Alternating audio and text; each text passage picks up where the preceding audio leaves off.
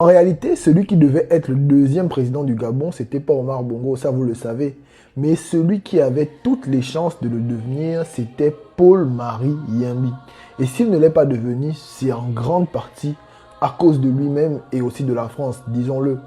En 1964, la France intervient au Gabon pour remettre Léon Mba au pouvoir. Je ne vais pas vous refaire le film La France remet Léon Mba au pouvoir, mais ça, c'est grâce à une personne, Paul-Marie Yimbi, qui n'avait pas été arrêté par les putschistes.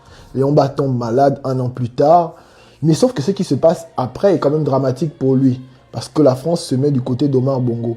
Et sauf qu'à ce moment-là, c'est Paul-Marie Yimbi qui est le vice-président, et c'est le poste de vice-président normalement qui devrait donner la position du chef de l'État après la mort du chef de l'État. Mais ce qui va se passer est assez dramatique, vous allez le comprendre. Maurice Delaunay, qui était alors diplomate français au Gabon et qui ne jouait pas en réalité le rôle d'un simple diplomate, va affirmer dans un de ses livres que Paul-Marie Yimbi était un illettré. Quelqu'un qui était incapable de prendre des décisions tout seul. Si Léon Mba n'était pas là, il devait garder des longs dossiers chez lui, dans son bureau, et n'arrivait pas à les faire signer.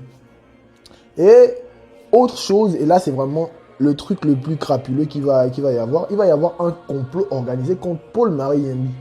Paul-Marie Yimbi va être victime d'un complot de la France qui va dire au président Léon Mba que ce dernier a organisé une réunion avec les hauts gradés de l'État, les ministres et tout ça. Et dans sa démarche, il avait aussi contacté des hommes gradés de l'armée. Pourquoi? Pour écarter Omar Bongo du cercle présidentiel, chose qui n'était pas vraie à l'époque. Mais toujours est-il que Léon Mba va prendre la décision en 1966, un an avant sa mort, et va limoger Paul-Marie Yimbi et mettre Omar Bongo vice-président, bon, avec les conseils de la France bien entendu. Et Paul-Marie Yimbi va devenir ministre de la Justice. Et c'est à partir de ce moment-là qu'il va commencer une descente petit à petit jusqu'à ce qu'il n'occupera que des postes honorifiques.